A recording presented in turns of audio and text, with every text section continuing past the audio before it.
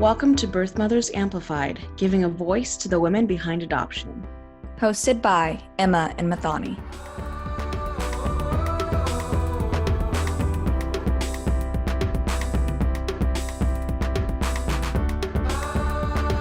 All right, hello everyone. Welcome back to Birth Mothers Amplified. It's Emma here.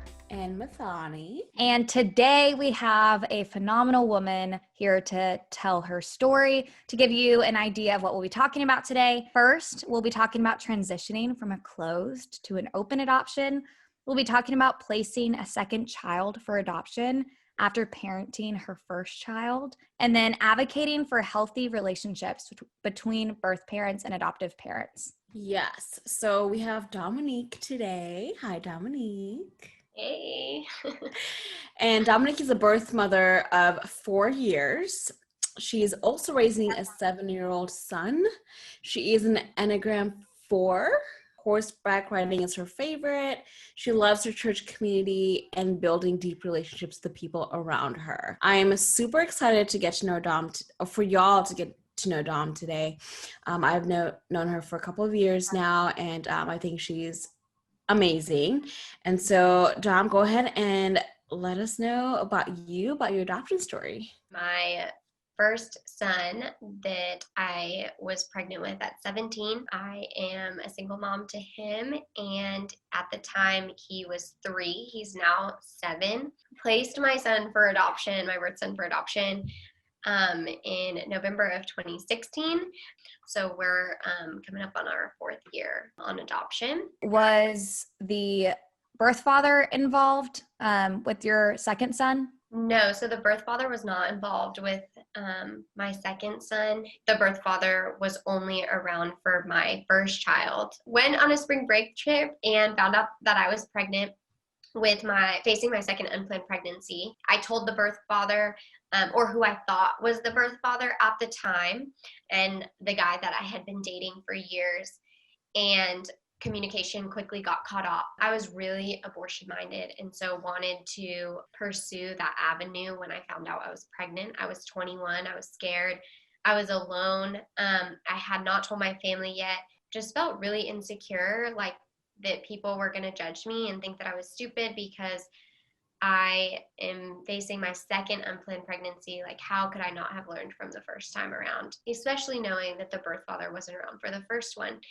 and ended up being in the same situation again. So that was really hard. There was a lot of shame and condemnation that I was walking in alone for a little while. My 2 best friends at the time knew, and that was it. So I ended up reaching out to a woman that I met a month prior to going on the spring break trip, that I met at a local church in Dallas. I asked her, hey, can God forgive me if I have an abortion? And she, of course, answered that question with yes. And but also that he loves me enough to know that that is not the healthiest or most loving way to get out of this, what I thought I needed to get out of or escape from a situation. I kind of blew her off for a while, and she mentioned adoption, and I thought she was crazy. Didn't know what adoption was.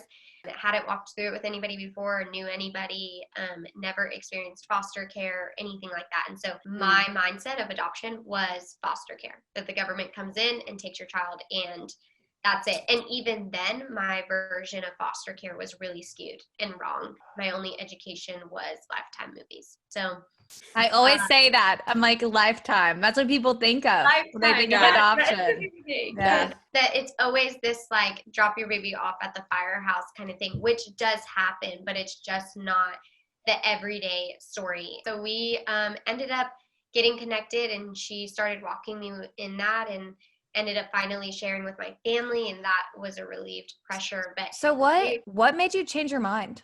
Why did you decide to pursue adoption? One, could not come up with the money for the abortion, which was crazy because I had a job. I was working at a place where I had regulars, and I often came into money. For some reason, which I still just say it was the Lord, just blocking every avenue. Like, it just wasn't going to happen for me. My options quickly became adoption, or I still had time left to have an abortion. And so I really contemplated it for a while, but I was like, I'm leaving myself zero time if this isn't going to happen. So ended up educating myself a little bit of what I could. Like I Googled it. You at this point had already decided not to parent, correct? That wasn't on the table. Yeah, parenting was not on the table. Again, I'm a single mom, and still am, and I'm a realist. Like, I'm a very black and white. I have a lot of emotions, and I am an emotional reactor. But I also just think like what makes sense, and I'm also really self-aware. And I never wanted to be a parent. Parenting my first child alone was extremely exhausting and really hard, and it takes a village. I mean, a village, like genuinely a village to raise a child. Yes. And to raise a child well, it takes a village. And not to say that women who don't have a village aren't going to be raised well. You just need support, like for your mental, physical, emotional health, like spiritual health, all those things. And then for your child. So you decided, okay, here are my, 3 options. Can't do parenting, wanted to pursue an abortion. Roadblocks just kept getting in the way. You had been presented with adoption, got a little bit more educated via Google. Love that. Wow. And then you reached back out to this individual who first presented adoption. Yeah. Okay. I blew her off for a while, and I said, hey, I really want to get serious. I don't think that I'm going to have an abortion. In hindsight, when I look back, she wasn't leaving me, regardless of what decision I chose. But I was so fearful that I was going to let her down because she was quote unquote Christian. I heard her say that God could forgive me for having an abortion, but I didn't understand that. And I had never been fully forgiven before, or at least that I was aware of. And so didn't know that that was real enough to understand that I wouldn't let her down. She was always available and present, regardless of what I chose, but I would always pull away as I leaned more into abortion as my choice. So then you, reached out to her, started to begin more of that education aspect of adoption. So did you find an agency? Did you find a couple that was interested in adoption?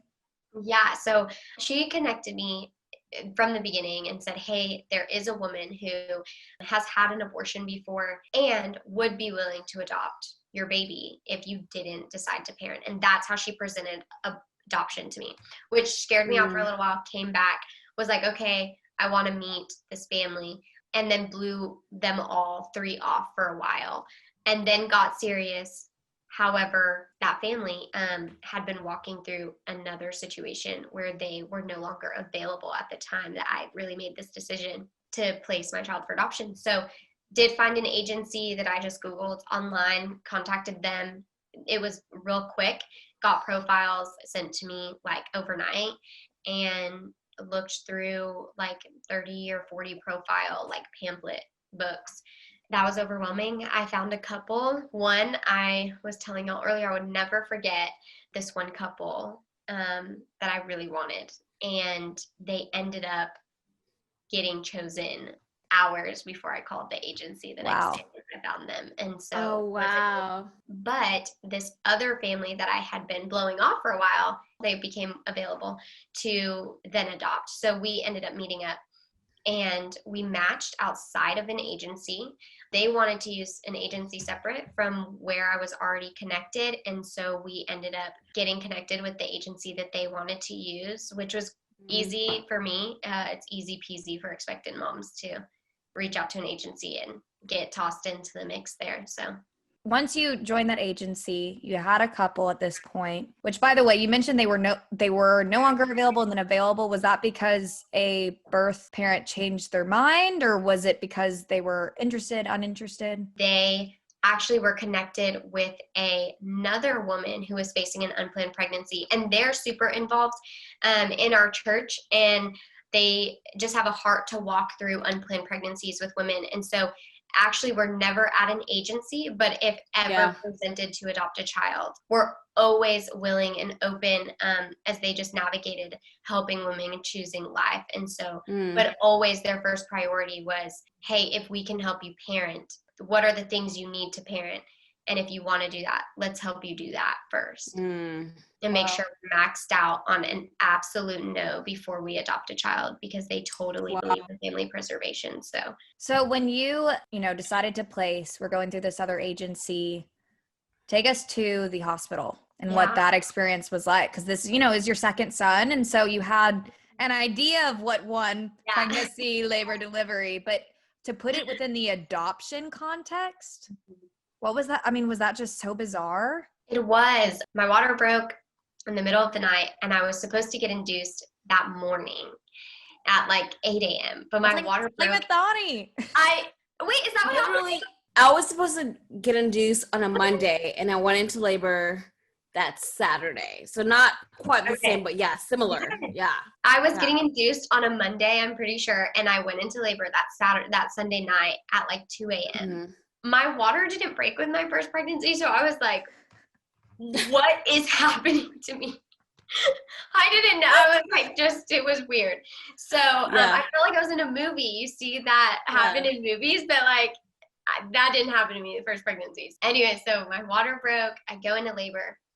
My birth son's family was overseas. They were coming back.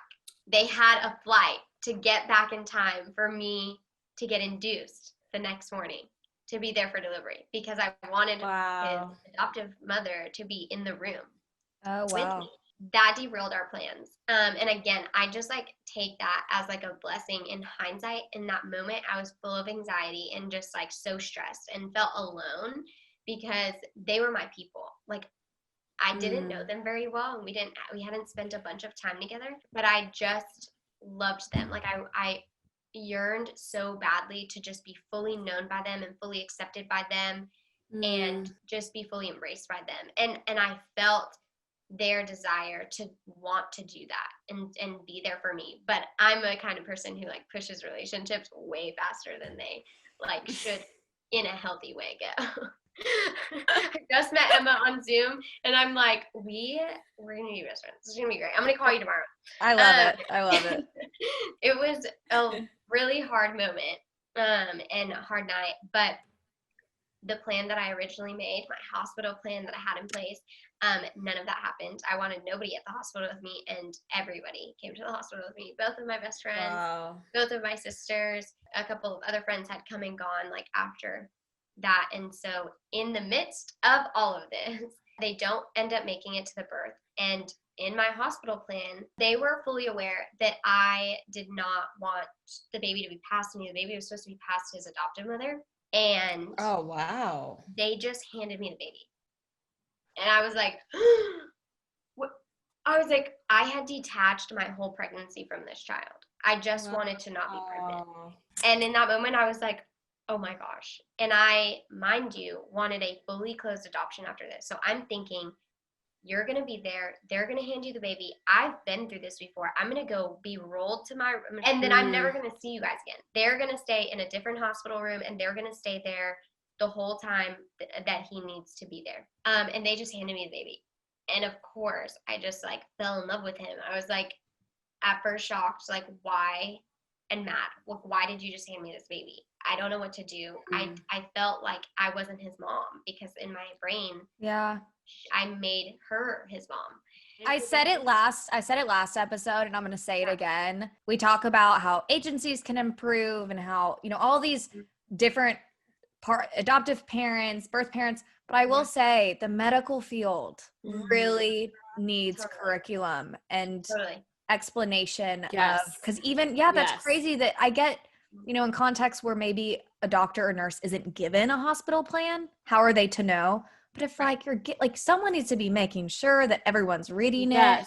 I mean, obviously it all works out the way it needs. I mean, I'm a big believer in that. However, that makes me sad that you were like, you wanted the adoptive parent to be the first to hold your son, and that didn't happen. Yeah. And I wanted it so badly because I wanted to please them. And I not only wanted to please them, but I can't explain the feeling. And maybe you guys can put words to this. I was so sad for them that they were struggling with infertility. And my whole hospital stay, I really thought about them a lot. Like I really considered and wanted them. I had already experienced a hospital stay, and I was like, this could be her only chance to ever experience being at the hospital. Yeah. And so I really wanted her to like, hey, you may not be laying here and pushing this baby out, but the baby's going to be handed to you. The baby's going to spend the night in your room. You get to talk to the nurses. All of the fingerprinting, footprinting, like all of that, all happened in their room. All of the things I wanted them to fully experience, you know, Yeah. in the Like biological. So, yeah. yeah. So it really derailed that. I feel like that could be taken that. two ways. And I think it's important to acknowledge both. Yeah. And I'd be curious what Muthoni thinks about this. One, I could see some people being like, that is part of the result of people making birth parents feel like they owe adoptive parents, or that they're obligated to do things, you know, that the birth parent is just a vessel to provide a child. I could see some people perceiving it as that, but I want to acknowledge the other side that I actually think is really beautiful and important for birth parents to also acknowledge. Adoption, as sad as it sounds, a lot of it is allowed to happen because of loss, not just from the birth parent, but adoptive 100%. parents. And I understand not all adoptive parents struggle with fertility. Sometimes parents just want to adopt, and I think that's beautiful too.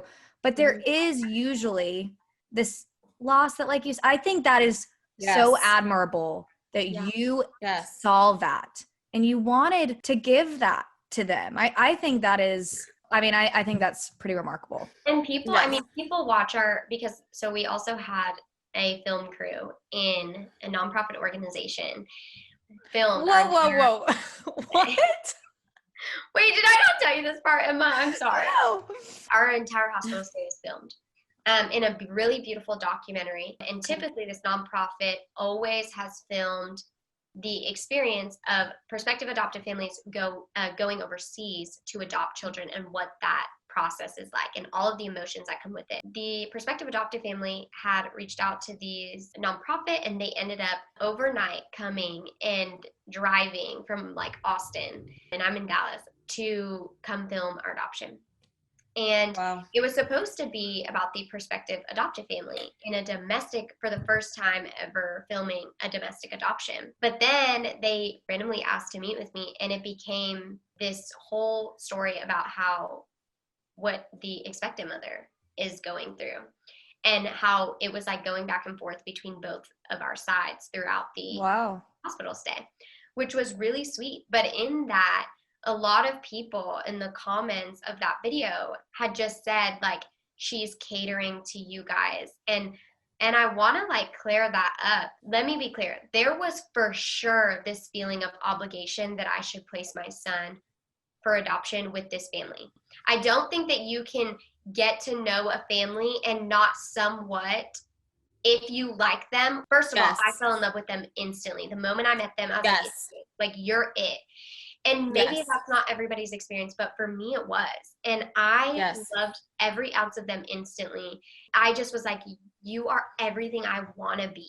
Like if I could be in a better place in my life, like I would choose to be in your shoes. Be where you are in your faith with the Lord. Be where you are in jobs. They just felt picture perfect to me. We do this in our everyday lives and relationships of just, you kind of feel obligated. If your sister calls you and is stuck on the side of the road, do you kind of feel obligated to go help? Just a tad, but also part of you desire just a little bit. But a part of you also desires to just lend a helping hand, because we love people. We have a heart for people. And so I think as an Enneagram 4, I am really emotionally self-aware, but I'm also very aware of the needs of others. That was a desire of mine. It wasn't out of obligation. Nobody ever coerced me or made me feel like I had to place my child with them. But not only out of obligation because I knew and loved them and wanted this to be their story, but also because I needed it to be my son's story, because taking him home wasn't going to be good. And that's just because of where I was at in my life. And I was self-aware enough to say, in this moment, emotionally, I want to just take this baby home and be like, cut the film. I'm taking this baby home. Or film it if you want, but I'm not putting it. But I think I just had to, like, black and white. Do you have money? Do you want to raise this child in poverty? Because you will. Do you want to finish school? Because you probably won't, at least not anytime soon. Where are you going to work? Where are you going to live? How are you going to afford daycare for 2 kids? All of these things are going through my mind. And I'm just like, hey, like if I even have to question that for my child, I want more for my child than what I was given, because I didn't ask to be born, yet I was the poor kid at school. And so amongst all of my friends, and that's not fun. And so I wanted him to just, in a bad way, but also a good way, like materialistically get everything I never got. And not have to worry about if your lights are going to get cut off or sleeping in the car because it's 100 degrees in Texas and the AC's out. Calling friends to, you know, spend the night at their house because you don't have food, or being not picked up from practice and your coach has to take you home. You know, it's like that was what the reality that we were facing. So the adoptive parents weren't able to make it, but you talk about them being a part of this film that ends up happening. So when were they able to show up? So they ended up getting there later that night. They were overseas, which I want to clarify, the adoptive family did ask me. They were serving on mission trip. They were leading the mission trip, of 20 or more young adults to go overseas. And they did ask if they wanted them to stay back. And I was like, absolutely not. This is your last mission trip you will ever take without having to try to find a babysitter. Please go. Yeah, so they ended up coming back and they were there. Like, I think they arrived that night. Yeah, it was like that night for sure. Like later on in that night, because I think I gave birth that in the day. Like I went into labor at like 2 a.m. So it was like maybe like noon or 1 or something that I gave birth. So they ended up getting there that night, and we and they met him, and you see the handoff in our adoption film. So it was a very raw moment, but the hospital stay was filled with back and forth. I'm going to place, I'm not. I'm going to place, I'm not. I'm scared. I'm sad. I want everybody to leave. I want everybody to come. I want the baby in the room. I don't. I want him to go be with his parents. No, I want to be there. No, I don't. It was like, here's your plan, rip it into shreds. And I just looked down at him and I just cried. And I just was like, this like isn't fair to you. Either way, he loses. If this were me, like who would I want to make this decision for me? What would I want them to choose? And I ended up calling my nurse and I said, hey, I'm leaving. And she was like, no, you can't. That's child abandonment. And I was like, I'm leaving. His parents are down the hall. And he's going down the hall with his parents. And she was like, you haven't signed your rights over. This is child abandonment. And I said, get my caseworker on the phone. Wow. I called her in the middle of the night. It was probably like 1 a.m. Did no one read the hospital plan? Like, didn't no one know you were placing this, like, your son for adoption? No, Child abandonment? I tried all of the abandonment. Yeah. No, she did, but she's like, no, like, you cannot do this. And I'm like, I called the caseworker. It's like 1 a.m. and I'm like, listen, Linda, I'm leaving. Her name's not Linda. But I want to tell you, caseworker, that I am sorry that I was crazy.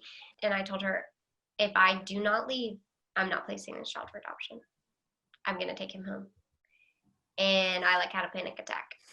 I'll be back in the morning to sign my rights.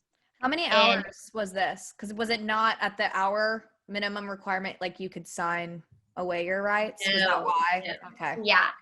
And so in Texas, it's 48 hours. And it was like 1 a.m. and I couldn't sign until like 10 or 11 o'clock the next day or something. Okay. I called his now adoptive mother out down the hall. I woke them. I had a nurse wake them up, and I said, I'm leaving. And she was like, what? And I just held onto her hands, and I just said, I'm coming back. I promise. And this baby is going home with you. But if I stay, he won't, and I have to go. And she was like, I trust you. She loved me just as much as she loved that baby.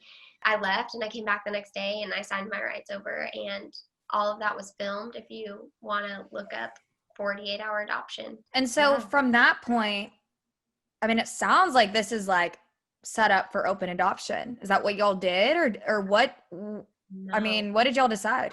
No, this was closed. We were leaving the Mm. hospital in a fully closed adoption. Loved each other to death, but I never even gave them the opportunity to tell me what they desired in an adoption. So I said, the first time I sat down with them, they said, "What are you wanting from this experience?" Or like, what does it look like for you to place your child for adoption? I said, I don't want any communication after this. And if turns 18, he can reach out to me, but I don't want any zero communication. I don't want pictures or anything. Wow. And they wanted a really open adoption, but I never knew that until we already were in an open adoption later on. I admire that they, even with their wishes, which I'm not saying this is good or bad, but I think it's really interesting and cool that they decided to not put that on you and just respected your wishes. I do think adoptive parents, their wishes are important as well, but it just says a lot, and it goes against, I think, the norm. And I think that's really interesting. Wow. They made a lot of sacrifices and still have to this day have sacrificed. I've put them through the ringer, and they have never. Wait, let's talk about that for a second. Because obviously we already kind of touched on that you go from an closed to an open. Yeah. How long was it a closed adoption, and what was that season like? A month. So I placed the end of November and found out over New Year's Eve, beginning of January, that he was hospitalized. A friend found an Instagram account where he was bandaged up around his hands and like on his chin, and screenshotted me those pictures. It ended up just being a super like normal procedure. He like got staph, like opened up his skin and like got staph underneath, and they just had to drain it or whatever. And I contacted the agency. I wanted to get him back. I felt betrayed, and I cried for the first couple of days and then went back to work. And my life like had to go on because I in the very beginning, like right after the birth. Okay. Yeah, right after the birth, left the hospital, cried, longed for him in a way I can never, ever explain. Well, then the first thing you see and hear is him in the hospital. I'm mad. I'm angry. I felt entitled to know that information, even though I chose closed adoption. I mean, it was a lot. And I mean, it opened the floodgates to this 1 year emotional roller coaster of anger and frustration and bitterness towards my agency and the adoptive family. And I went from loving them so much to telling them that I hated them. They were just like, hey, we're willing to have open. And I think the agency really struggled with me having their phone number and not being able to monitor my communication to them with me and the adoptive family. And so it was really hard year for us, very hard. But no matter what I did, no matter what I said, his family was never leaving. You know, what you went through that first year of wanting to get your son back and hating the adoptive parents and all those things, that for a lot of adoptive parents is their worst fear. Where do you think that rooted from? Like, did you want your son back, or did you, what got you to that point? I had a very unhealthy way of communicating. And so there is a difference between feelings and emotions. Out of like a desire to know him and be connected to the child that I just gave birth to, which is natural and normal. And that weight being unbearable, my emotional response is to fight for him back. It is a huge fear for adoptive families, and I understand why. But it's not crazy for us to want to fight for our children. Also, with the asterisk that we don't get pre-education and have to sit through hours and hours of education. Nobody tells us what to expect besides handing us a grief packet of like, these are the 12 steps of grief, or 7 steps, however many they are. I've always said by the grace of God, or I was very blessed to never regret, but I always asked what ifs. You almost fantasize what life could have been or things like that. Yes. But yeah, I personally never regretted or fought for my daughter, but I could understand where that roots from and how it can turn into that. And some of your story is just, I bet a lot of that comes from your background and what you had the privilege of that was made available to you in regards to your family relationships or your relationship with your caseworker, we kind of talked about that earlier, just like not having all of these other needs that you probably did get a little bit more emotional education because your caseworker had time to do that instead of having to focus on meeting your rent or making sure you have food or a car ride here. It's all about like background too, of like, hey, you probably had a higher emotional intelligence than I did at the time, and being able to emotionally react well. It wasn't that you didn't because you weren't capable of it. It was just because you had more support. How far along were you when you decided to choose adoption? It was like 5 months. So that's the other factor that I think is this question that may never be able to be answered. How do agencies compensate for the lost time, however you want to phrase that, where there's some birth moms that come in way later or even after they've had their child.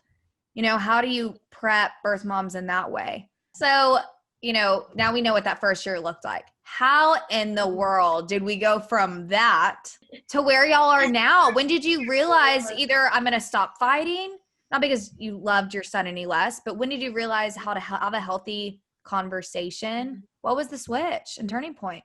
The switch was that they weren't giving up on me. So I had never had anybody pursue me relationally with the asterisk that no matter what I did, they weren't leaving.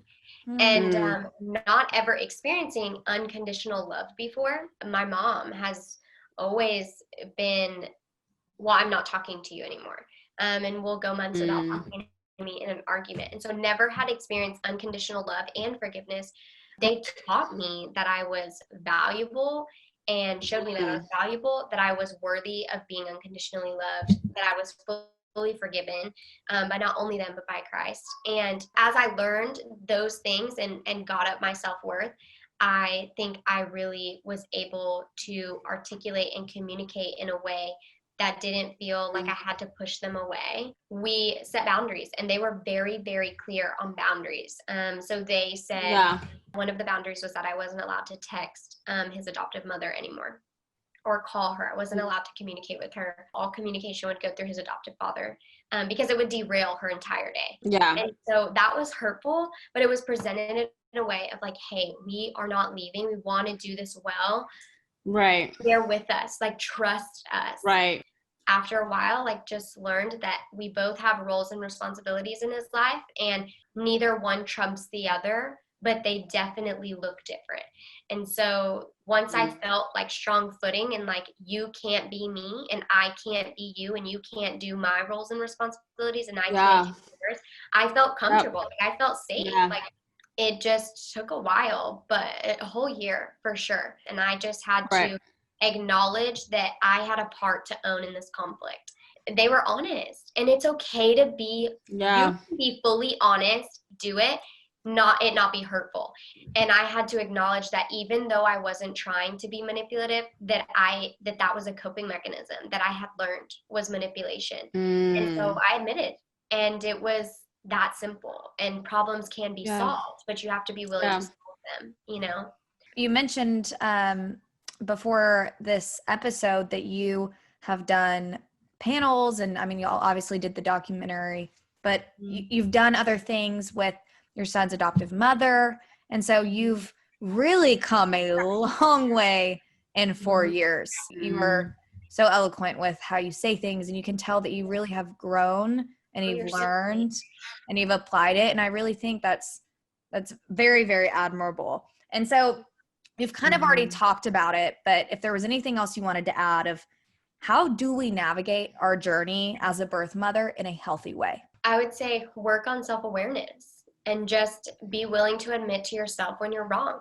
The adoption community can make you subconsciously put yourself in your mind on this pedestal that you are owed something, that you are selfless, that you are amazing, that you're phenomenal, that you deserve the world.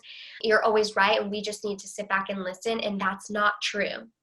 In any relationship, is that true?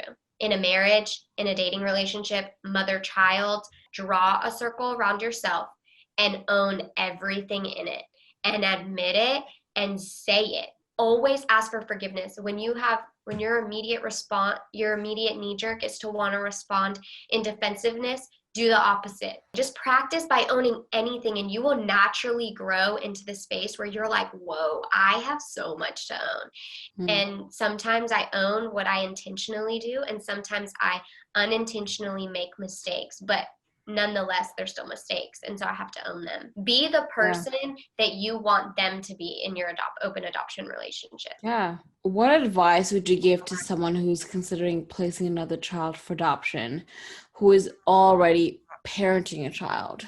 Okay, if you are considering adoption and you are already parenting or you're not, I would say ask yourself if you can provide and make your child a priority.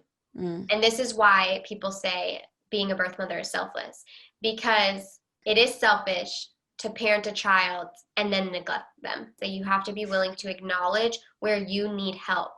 And so even if it's not placement, that's okay. But what are you actively going to do to make decisions to get the help where you're needed? If you have a drug addiction, what are you going to it's okay, you can parent. What are you actively going to do to no longer have a drug addiction? Be honest with yourself. If you're not willing to give it up, that's where you could become selfless. And I think the one thing that I would say, if I could say anything, which is where my heart really lands, is that it's not whether or not we should have open adoption. We should. It's whether or not it can be done well. And it can. That stems from communication, healthy communication. We can all do it. We can all learn from it. None of us are innocent in these relationships and in our triads. We all have stuff to own, and we've got to own it. Take the log out of your own eye before you try to take the speck out of someone else's. Well said. Way to finish. I love that. Dominique, thank you so much for coming on and sharing your story and giving us all of it, the good, the bad, the ugly, everything. I think it's so important to hear. And we are, so honored to be able to help provide a platform to share that. So thank you so much. Yeah, y'all are awesome. Thank y'all so much for having me. All right. Thank you, everyone. See y'all next week. Thank you. Birth Mothers Amplified is brought to you by the Gladney Center for Adoption and adoption.com. Make sure to subscribe, leave a review, and check us out on Facebook and Instagram at Birth Mothers Amplified. The views expressed may not represent the views of this program or sponsors and should not substitute seeking the advice of licensed professionals. To speak with an adoption counselor, please call 1-800-236-7898. Thank you for listening. We'll see you next time.